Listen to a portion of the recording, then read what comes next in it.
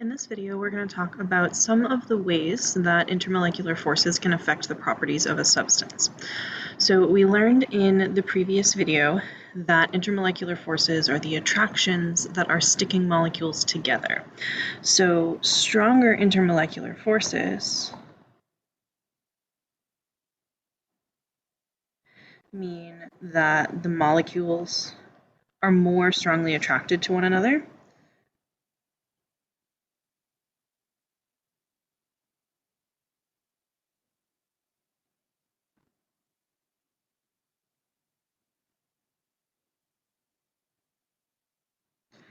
And therefore, it's harder to pull them apart.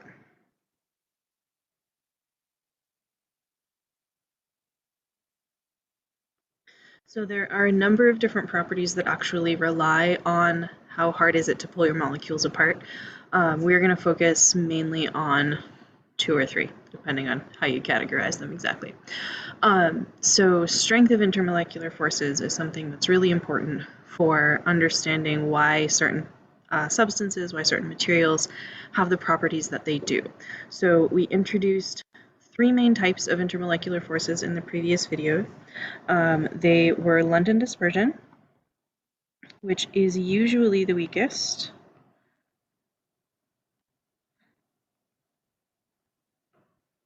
Dipole-dipole was kind of in the middle. And hydrogen bonding, we said, was basically just a dipole-dipole interaction that is a little bit extra strong.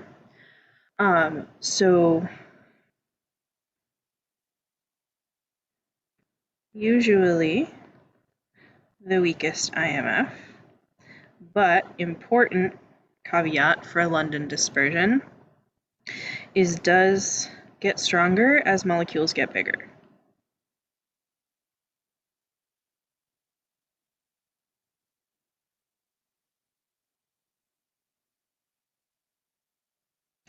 Which means sometimes it can be stronger than the other types.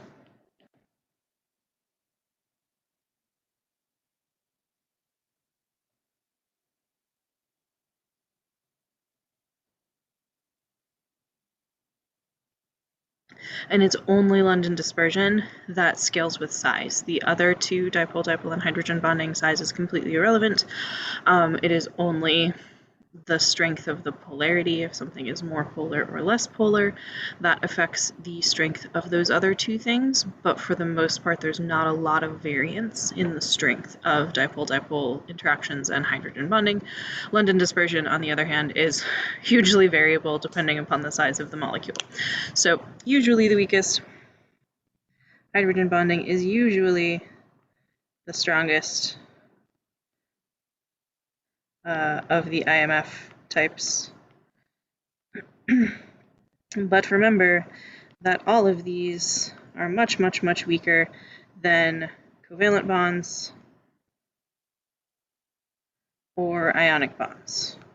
There is some overlap between the strength of covalent and ionic, so there are covalent bonds that are stronger than some ionic bonds, but in general, on average, covalent tends to be a little bit weaker. But it is always true that bonds are much stronger than any IMF.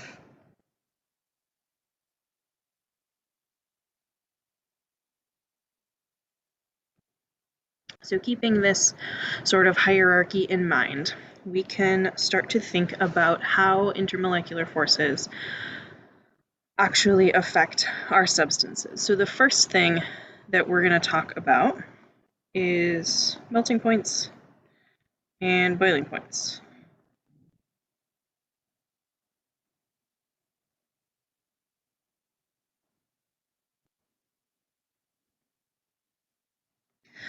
So technically 2 different properties of a substance, but basically the same idea, temperature at which a phase change occurs. So melting point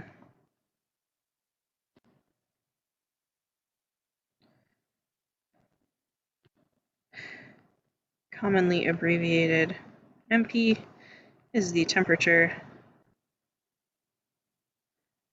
at which a substance melts or freezes.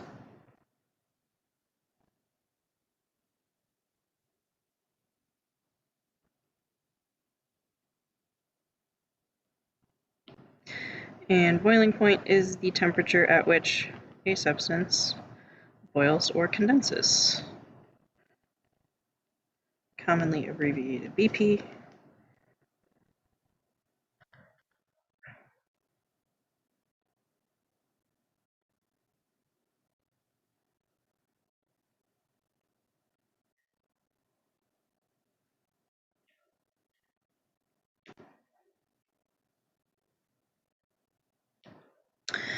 So essentially what is going on in any phase change, whether it be melting or freezing or boiling or condensing, is changes in intermolecular forces. So all phase changes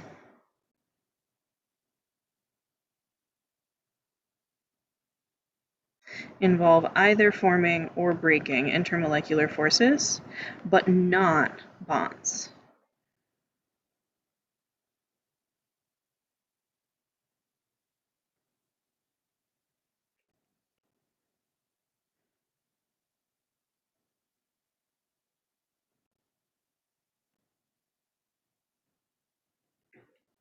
And that's a really important distinction to keep in mind, and why I keep stressing this idea that bonds and intermolecular forces are separate things. Again, breaking a bond changes the chemical identity of a substance. Phase change is just a physical change. It does not change the identity of the substance. When you melt an ice cube, it's still water. It was H2O as the ice cube. It's still H2O after it has melted in a puddle. There's been no chemical change. The only thing that has changed are the intermolecular forces. So in the case of, let's go with freezing and condensing, those form intermolecular forces.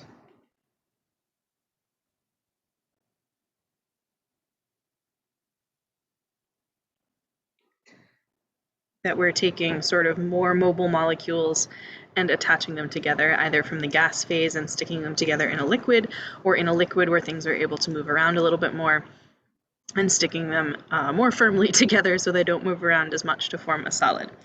And then the opposite is true for melting and boiling. Those break intermolecular forces.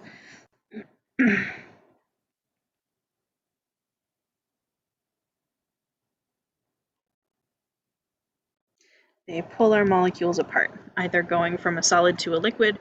In the solid state, not much is really moving around, whereas in the liquid state, things are able to flow and move more freely, and that's because some of those connections between molecules have been freed up to allow things to move.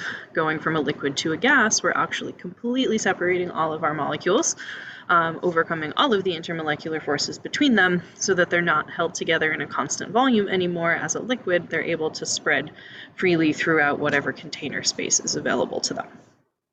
So let's think a little bit more about how the strength of the IMFs is going to relate to the ability of something to melt and boil.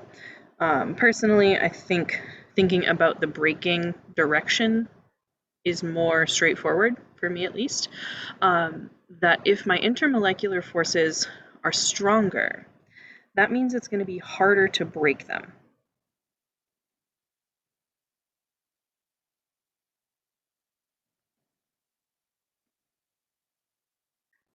So if it's harder to break, that means we're going to need a higher temperature. A higher temperature corresponds to more energy in your system.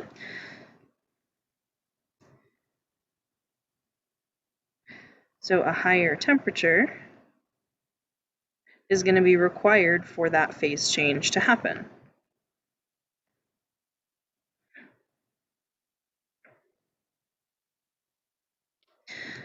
So that means that the stronger the intermolecular forces in a substance, in general, the higher the melting point and boiling point tend to be for that substance. This is why water is considered to have a really, really high boiling point, in particular for a molecule of its size, is because of the hydrogen bonding. Because it has those nice strong hydrogen bonds between molecules, it's a lot harder to separate those molecules, so the boiling point is a lot higher than for other similar molecules around the same size as water. So the other property that I want to talk about is solubility.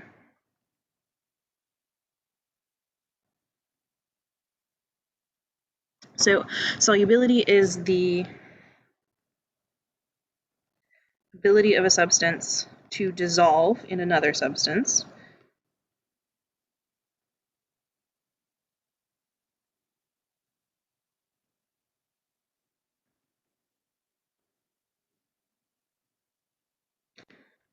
So for instance, if you put sugar into a cup of hot coffee and stir it around, that sugar dissolves.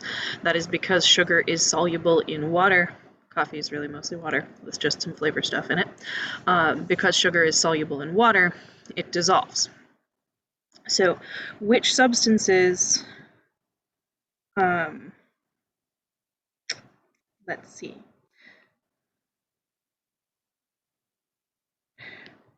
Start that sentence over. So in general,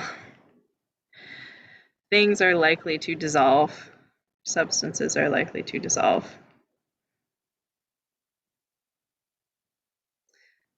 Dissolve best or dissolve easiest into other substances of similar polarity.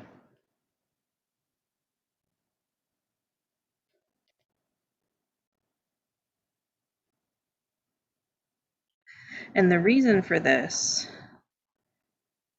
is that this allows the formation of the strongest possible IMFs between those two substances.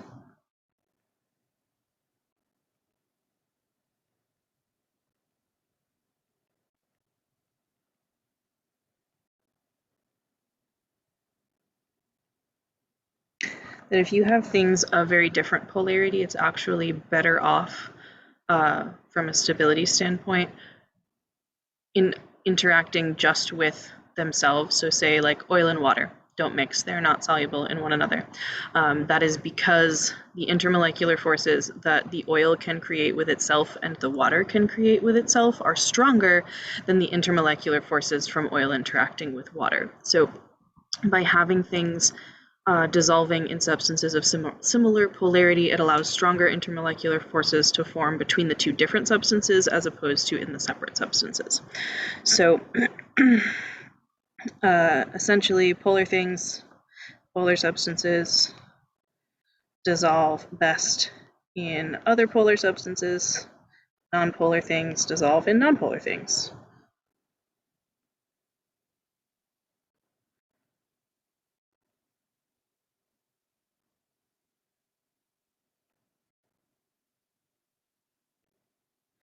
So thinking about the examples that I've mentioned, sugar and water are both polar, which is why sugar is able to dissolve in your coffee or other beverage of choice.